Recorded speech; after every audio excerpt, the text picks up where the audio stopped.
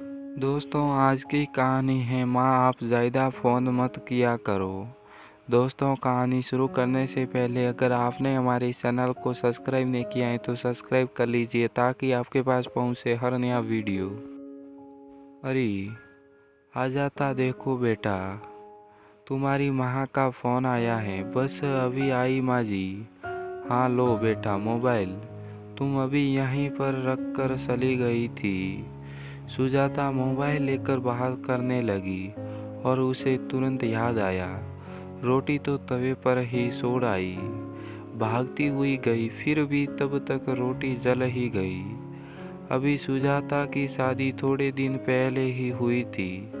सभी लोग ससुराल में बड़े प्यार करने वाले मिले। काफ़ी समझदार और सुलझा हुआ परिवार।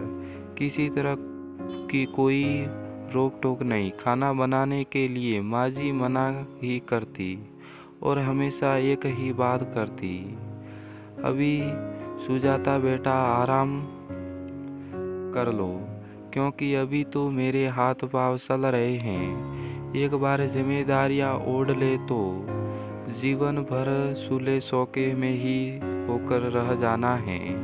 लेकिन सुजाता बहुत समझदार यही कहती, माँ जी मैं बैठी रहूं, आप काम करें, ये क्या अच्छा लगेगा। और सुजाता जबरदस्ती हाथ पकड़कर माँ जी को रसोई से बाहर बैठा आती। जीवन भर तो काम ही करती चली आ रही। मोहिनी तो बिना मतलब आराम करना अच्छा नहीं लगता, लेकिन बहू सुजाता से हार जाती और चुपचाप बैठ जाती। इधर सुजाता अपनी मम्मी पापा की एकलौती बेटी थी। शादी तो कर दी उसकी, लेकिन बेटी से मुंह नहीं छोड़ पाई। जब देखो तब फोन घुमा देती और सुजाता से तरह तरह की बातें पूछा करती।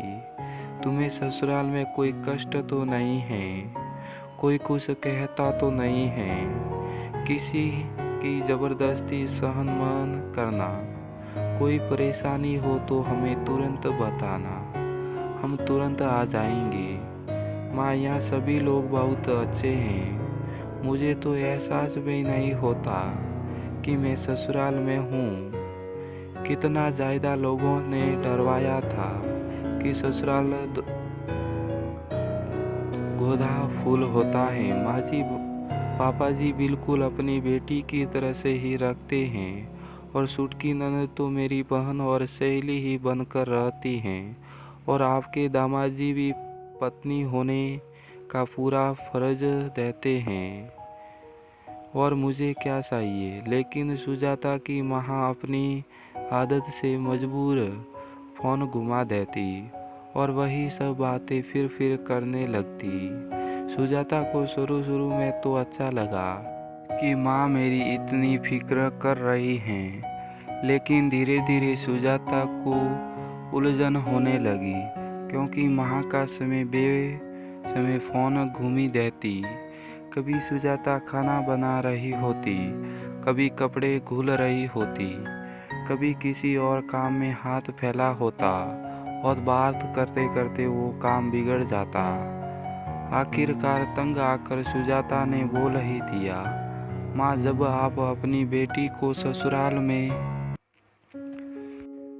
रमने देगी तभी वो रम पाएगी। आप खाली रहती हैं, लेकिन मेरे पास तो काम रहता है।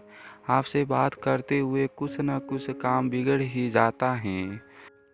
फ़ोन करिए ये अच्छी बात है, पर हर समय और बहुत ज़्यादा नहीं।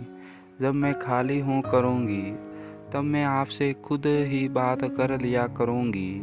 क्या बेटा, क्या तुमसे किसी ने कुछ कहा? क्या कोई कुछ कहे तभी अच्छा लगेगा। अपनी बेटी को इतना समझदार तो बनाया ही है। ये सारी बातें वही बैठी हुई माँ-जी भी सुन रही थी और उन्हें अपनी इतनी समझदार बहू पर बड़ा गर्व हुआ।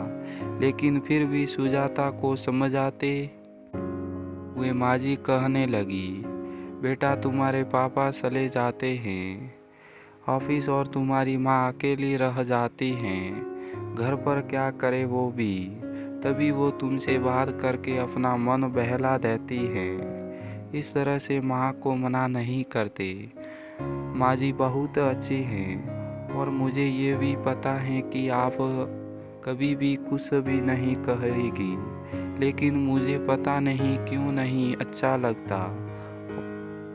और मोहिनी अपनी प्यारी सी बहू सुजाता की इतनी समझदारी भरी बातें सुनकर बड़ी निहाल हुई जा रही थी। दोस्तों, कभी कभी ऐसा होता है कि हमारी ज़रूरत से ज़्यादा फिक्र बेटियों का परिवार बिखर देती हैं। इसीलिए ज़रूरत भर ही बातें करें, खासकर शादी के बाद शुरुआत में।